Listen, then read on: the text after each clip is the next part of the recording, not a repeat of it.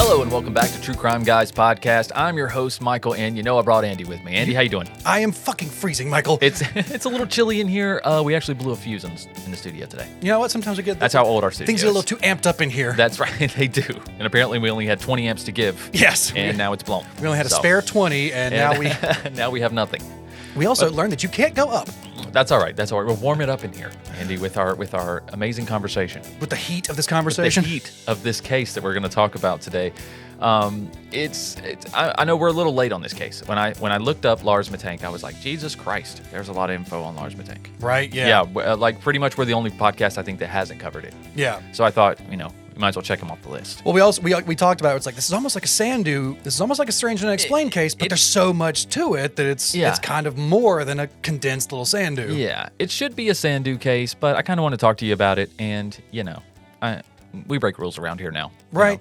That was Lauren's rule where we didn't do unsolved cases. Right. I changed the rules. Yes. Yeah, that's the benefits of being the boss now. Sometimes a mystery is what we need every once in a while. We do. It's fun to talk about. But if you don't know about Lars Mittank, he's a German man who disappeared on July 8th, 2014, near the Varna Airport in Varna, Bulgaria. Mittank was vacationing at the Golden Sands Resort, where he was allegedly involved in some type of fight or altercation and was unable to fly home with his friends for health reasons, apparently a ruptured eardrum. And Mittank was documented acting very strangely while alone in Bulgaria, and still, almost a decade later, the whereabouts of Mittank still are quite a mystery. Mm-hmm. There's so many strange things about this case, and we can see why it has gripped the internet, honestly. I heard one person refer to him as like the most famous missing person on YouTube. Probably. I heard a documentary thing refer to him as that. I was like, wow. And that's because YouTube loves the footage, man. Mm-hmm. They love the footage because they watch it over and over again. They dissect it. They zoom in. They get it remastered and all this. Mm-hmm. And it's so funny. You'll see videos on YouTube and it'll be like last footage of Lars Mittank updated, and you click on it. It's like, this is the same thing I watched 4 years ago. Like, what the? Yeah, what'd you do? What'd you update? Ooh, this is in 4K. Okay. Yeah, thanks a lot. But anyways, let's get into it, guys. Andy, roll that intro. Okay. You gave me medicine, something for my pain, but for the life of me, I can't pronounce the name. There's someone watching me, they're right outside my door. I know they want me, I just wish I knew what for. And I don't wanna die. And I gotta get out. They know my name, they got it off my visa. I guess it's all the same. I'll see you when I see you. I hate I gotta run away, there ain't no other ending. You can't see it now, but my reality is bending. And I don't wanna die. I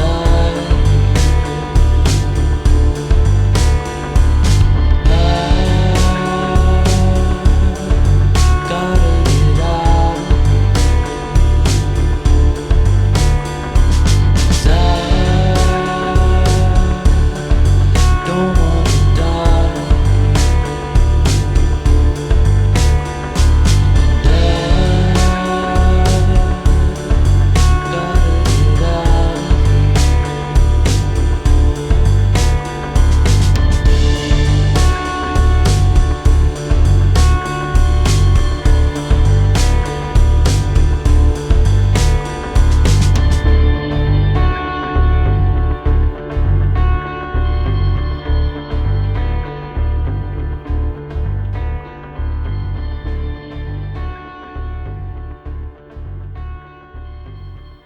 All right. So Lars was born Lars Joachim Mittank. And he was born on February 9th, 1986 in Berlin.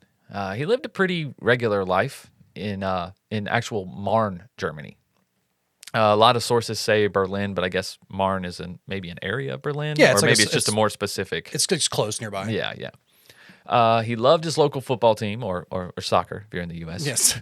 The team's name was Werder Bremen. I am unfamiliar, but apparently he was a very passionate fan of Werder Bremen. Yeah, they're a club team. Right, right. Europe has all the club teams and stuff like that. And Germany has multiple club teams. Oh yeah, all the countries have multiple club teams that your little area supports your club team. Exactly. The whole Wrexham thing that Ryan Reynolds and Rob McElhenney do, that's a club team. Gotcha. Okay.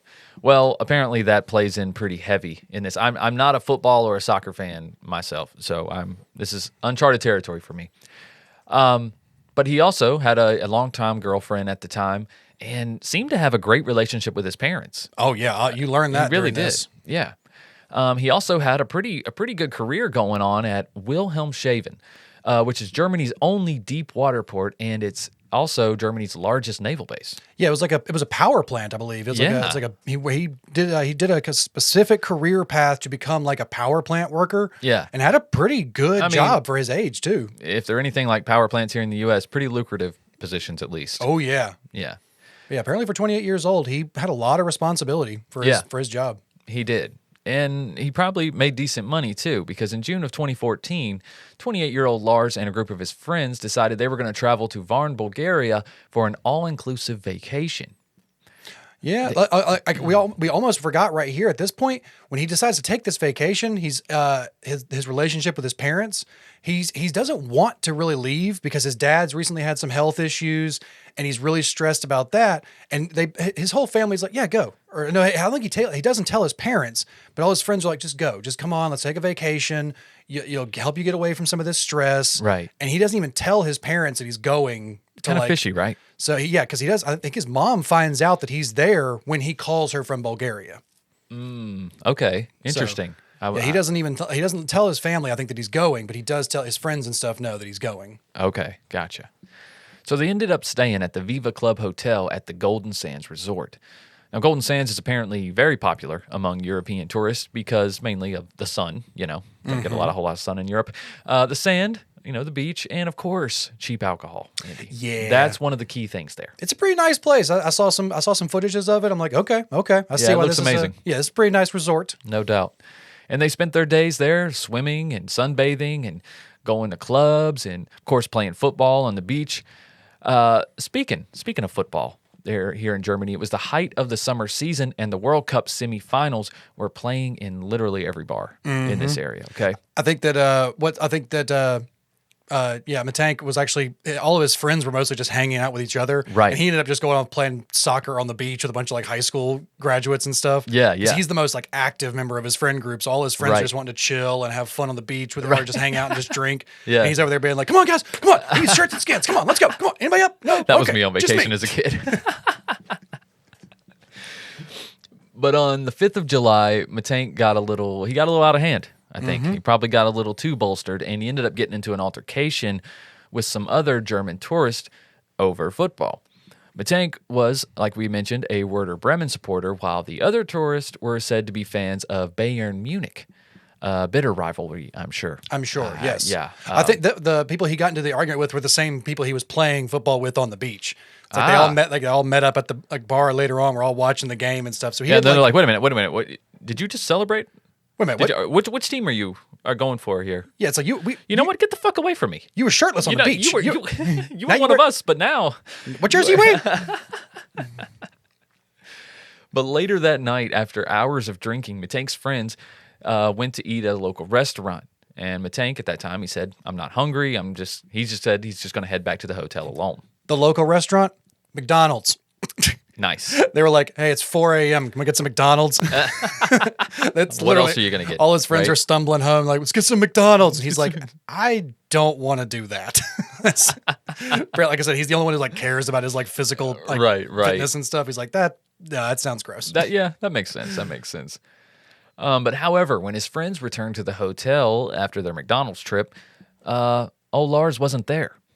And he finally showed up the next morning, but he had a story to tell. He said that he had been beaten up while walking back to the hotel, and that the German tourist that he had an altercation with at the bar had hired people to do it. Yeah, there were some Russian guys, I believe he said, or that's some what he Eastern said. European guys. Yeah, and there's a lot of different stories about this. Some people claim that the tourists themselves beat him up, and then there's the Russian to hire. I don't know. Interesting. But he also said that his ear was sore and he was having a hard time hearing. Now, 2 days later, he went to a doctor who ended up diagnosing him with a ruptured eardrum and also an injured jaw because it hadn't gotten any better. So basically, he was like, let me give it a couple days and see how it feels. But apparently, 2 days later, he still can't hear shit. Yeah, because he does call his girlfriend at this time. He tells her that he got beat up, his ear's hurting, and she keeps telling him, like, go to the doctor. Right, He's like, right. well, it's Saturday. I don't think anybody's gonna be open right now for a tourist. And so he waits till Monday or whatever, and then just finally decides to go because his friends, they all need to fly home. Right. He's like, if I have a bad eardrum, I don't think I should get on a plane. Let me go see a doctor. Yeah, and the doctor pretty much agreed. He said he was in no condition to fly. The air pressure changes could cause more damage to his ear than necessary or than was already. Now, a lot of people dispute this. Man, there are so many people that are like, oh, it wouldn't damage your ear, blah, blah, blah. You'd be fine and this and that. I've looked it up, and it's like, okay, well, I don't know. I know my ears pop like a motherfucker when I fly, and I don't know if that would feel good or not. No, if you have a The ruptured eardrum, man, come on. They even debate it because the first doctor he goes and sees says he has a ruptured eardrum, he shouldn't fly. But then when he goes to the airport later on, the doctor at the airport says, well, you probably can fly, but we need you to sign this waiver just in case. Like, Right. So, and that's also days later. So, yeah, it's probably healed up a little more. He's gotten his prescription at this point, but yes, it's like one doctor tells him you should not fly with a ruptured eardrum, so he's going to drive. But then the next doctor a couple days later is like, yeah, just sign this waiver just to be safe. Yeah, exactly. But speaking of his prescription, that's another topic for debate. The doctor prescribed Mittank Cefprozil? Cefprozil, 500 milligrams to be exact, and advised him to go to the hospital, which Mittank refused. Apparently, he refused both. He never filled the prescription.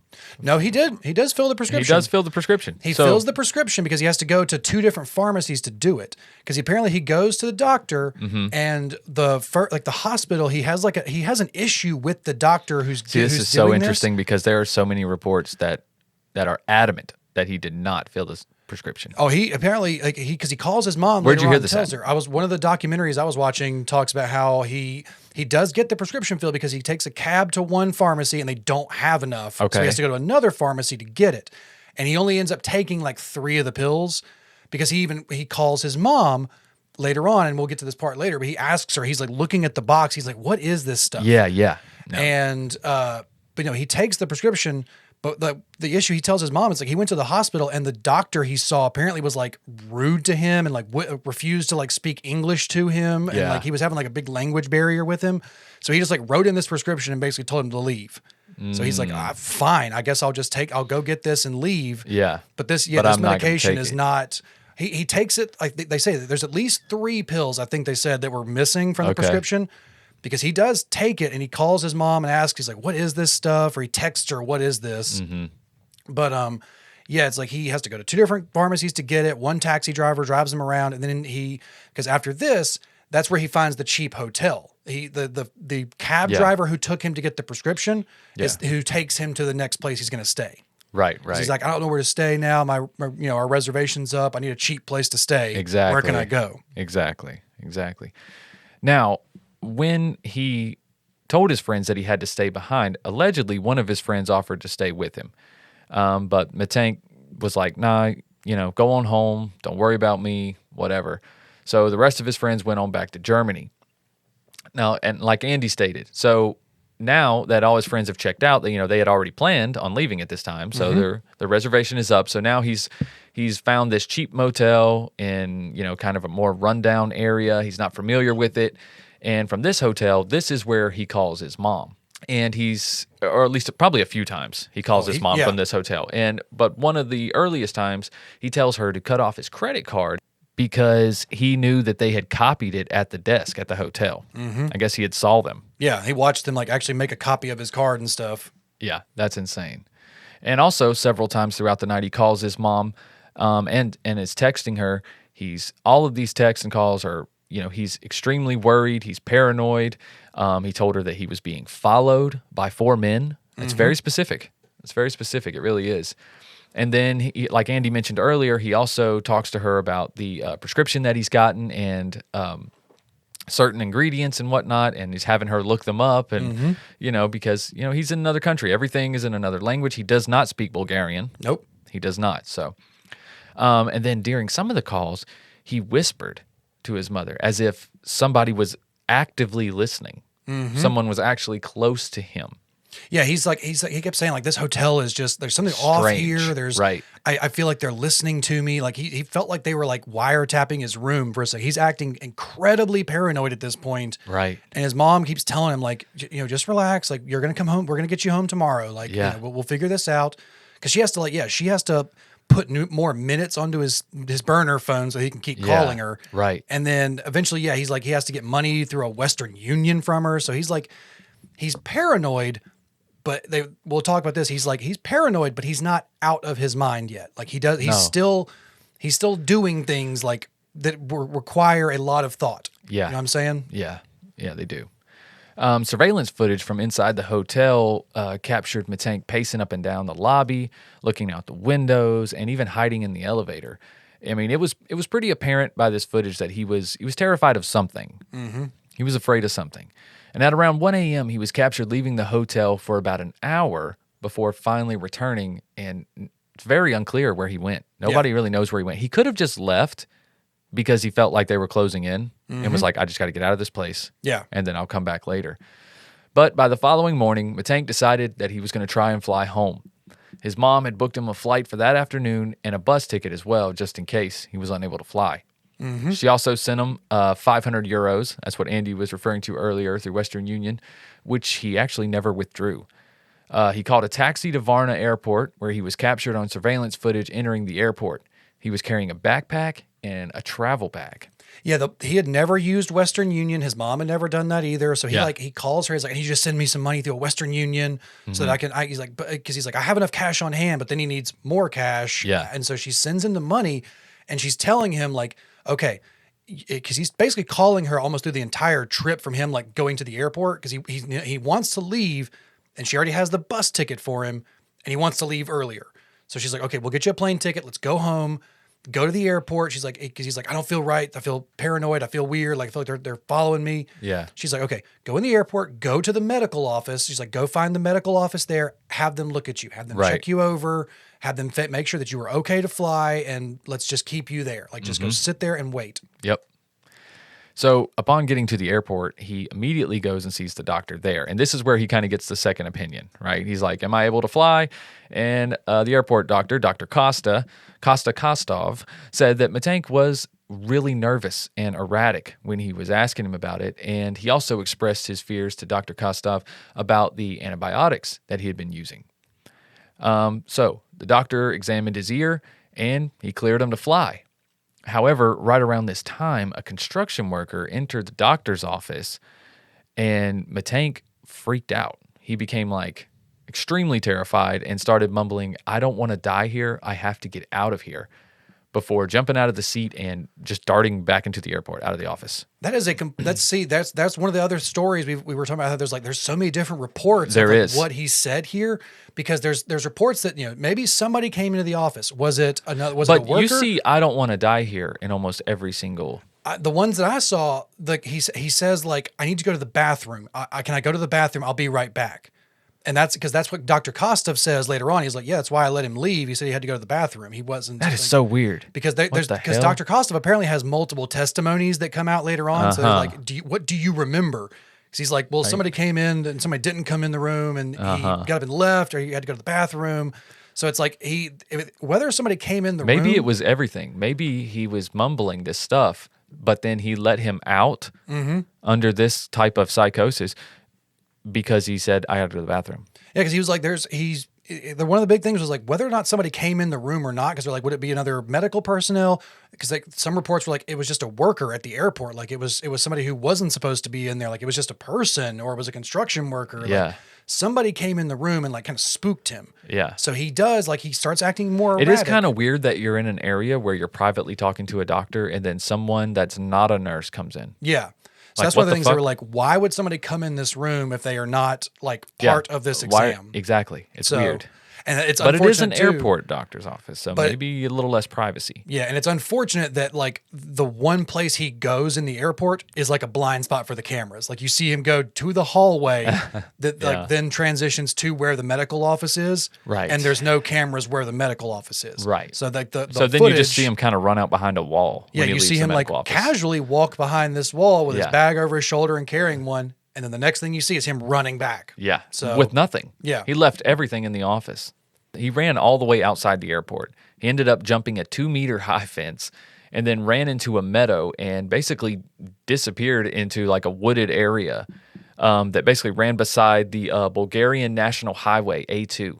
And this is the last image we have of him. Yeah, and it's it's him, like- extremely blurry. It's him like running through like a sunflower field Yeah. from a distance, which you're seeing because he's wearing like a bright yellow shirt. Yeah, it's very strange. It's very strange. But since then, theories about what happened to Mittank have abounded.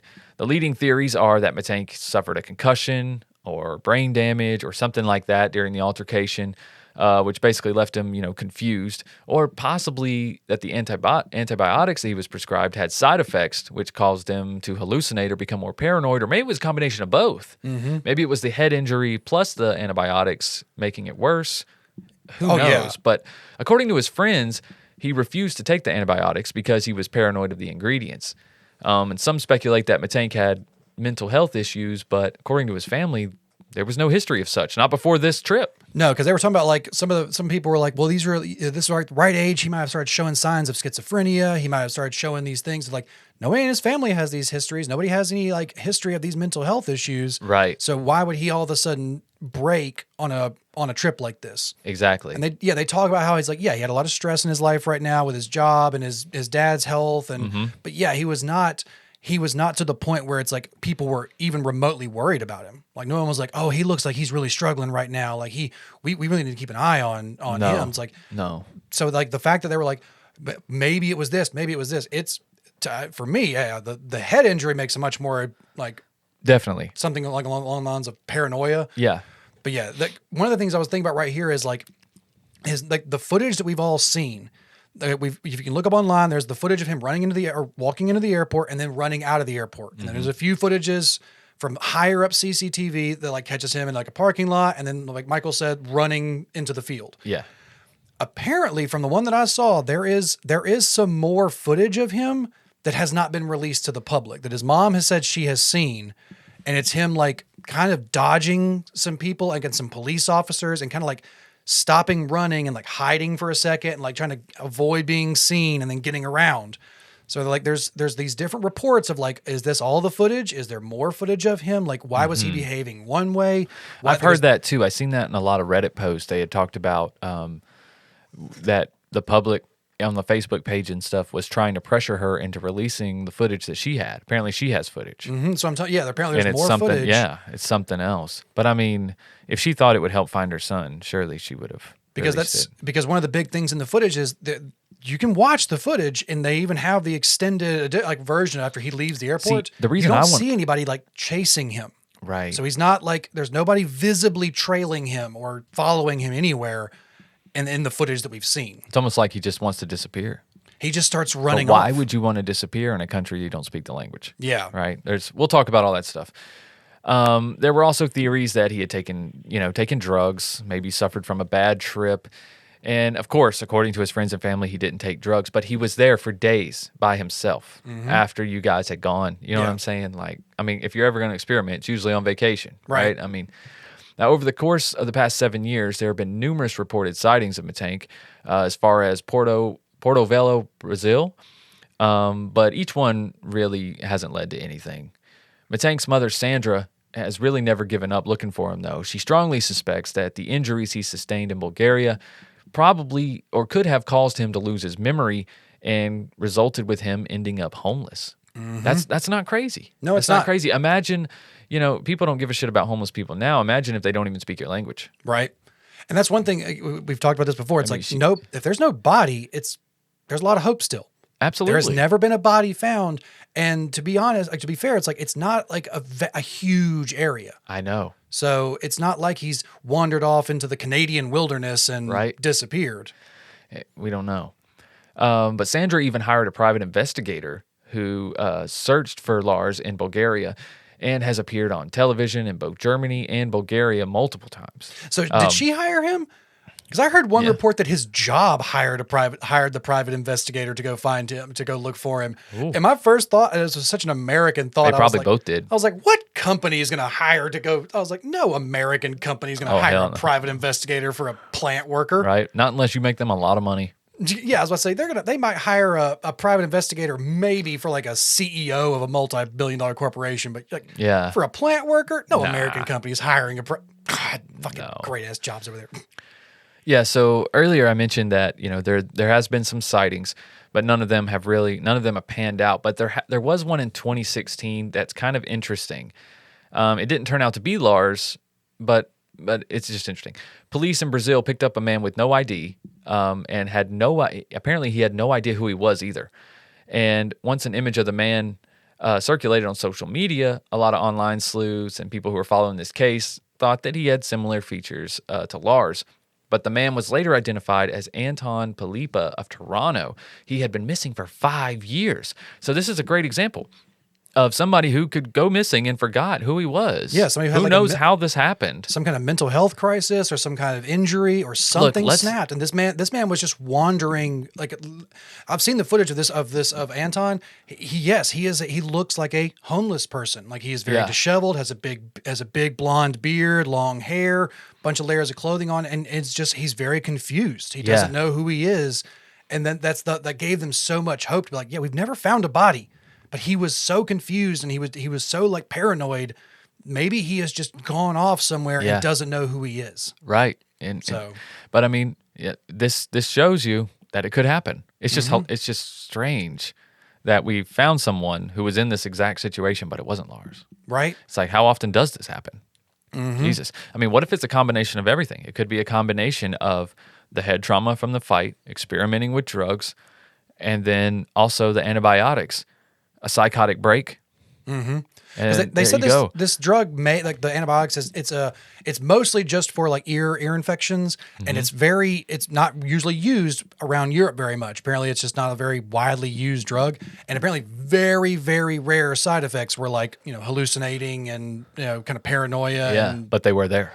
but they were very, very rare. So they were like, well, if he had taken this and he had drank a lot when he took them, maybe it had exacerbated the symptoms, but we don't know what he did. Like we don't know what he drank, what he consumed. We don't have like a real. There's no toxicology report. And honestly, he could have been suffering from PTSD from the attack too. You don't know what the hell they told him. No. They could have just told him some bullshit just to make him paranoid. You know what I'm saying? And then while they're beating his ass, so that plus the hallucinations, you can imagine what that would do to someone's, psychotic state, dude. Like, In oh a my country God. that they don't know A country and- you don't know. You can't really ask for help. Nobody really gives a fuck anyway. It's kind of like a party area, from what I understand. It's like a little, kind of little Amsterdam type. Yeah.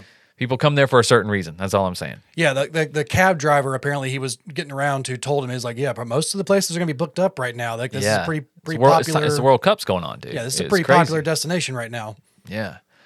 But, like us, Lars's mother, Sandra, she still holds out hope that one day she'll find out the truth about what happened to her son. There's a good chance he'll come back, she says. He just needs my help. Man, you wouldn't expect anything less from a mother. No. You know what I mean? And if one of my kids goes missing, you ain't got a body, they're alive. Period. But she continues to post messages on social media. There's a Facebook group that's 41,000 people strong. At least it was when when I found this little information here. I haven't checked it out. We should look it up, Andy. But it's called Find Lars Mittank, and apparently she's still posting things on there to this day.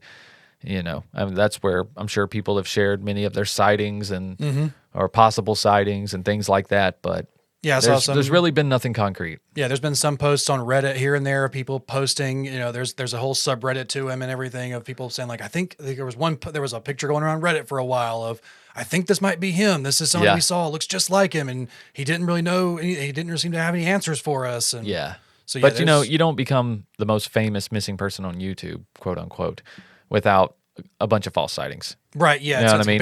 Bigfoot. And his face is pretty generic. I mean, he's a handsome looking guy, but I mean, he's just generic. Like Yeah. as far as there's nothing really that stands out about him. He's not super tall. He's not fat. He's just very average. Yeah.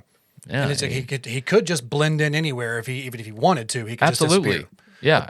If he doesn't want to disappear and yet he still did, that's where the real threat comes in. Because we Right. don't know where he is. There's never been a body. There's never been like any sort of ransom or contact or anything. So, Like yeah, I gotta- Xavier Lagon, how he disappeared, man. Yeah, that man People did can that, disappear. You can disappear if you want to.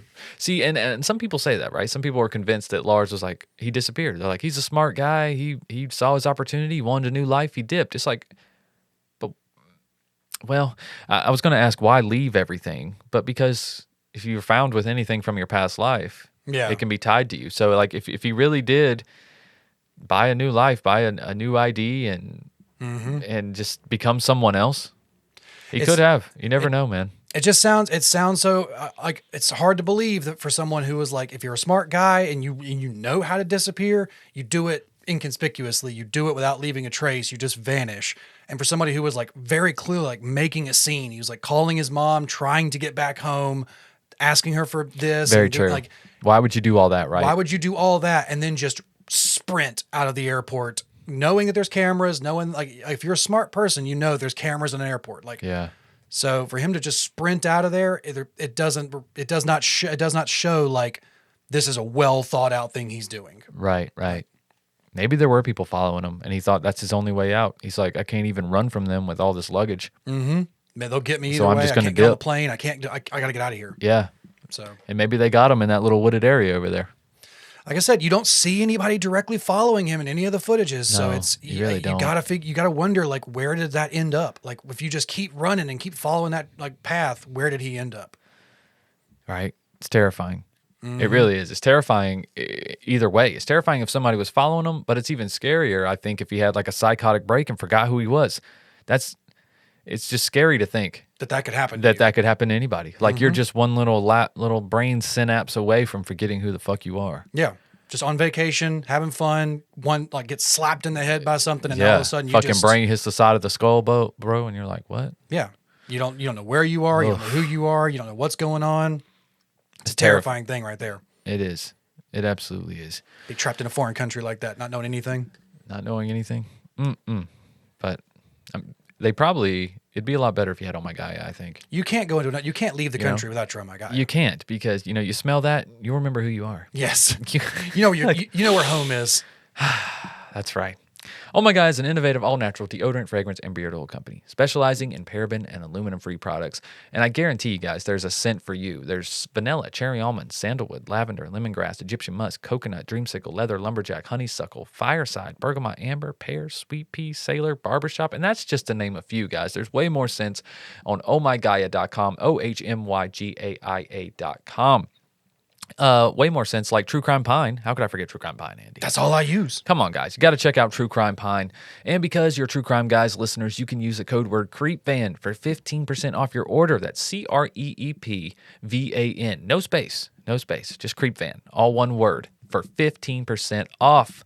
That's ohmygaia.com, ohmygaia.com. There's a link right below the description of this episode. Also, make sure you give them a follow on Instagram at @shop_ohmygaia. All right.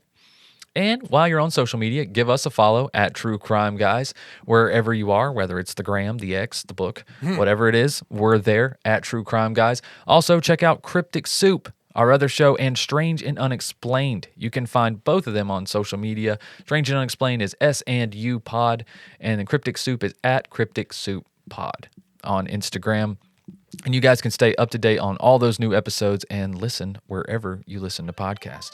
And if you're all caught up on all that good free content, then check out Patreon. Patreon.com/True Crime Guys, where there are hundreds and hundreds of audio files waiting for your listening pleasure during these holidays. Right, Andy? Right. It's about to be Christmas time, baby. Give somebody the gift of Patreon subscriptions for Christmas. That's right. You can buy your subscription now. Boom. One-time fee, you're done. So, yeah, guys, we appreciate you. We appreciate you listening, leaving reviews, giving us a follow on Instagram, sending your case suggestions. Guys, thank you very much. Well, all right, guys. Well, happy holidays, everybody. And we'll see you next week with a new True Crime Guys case. All right? Until then, just keep on creeping. Bye.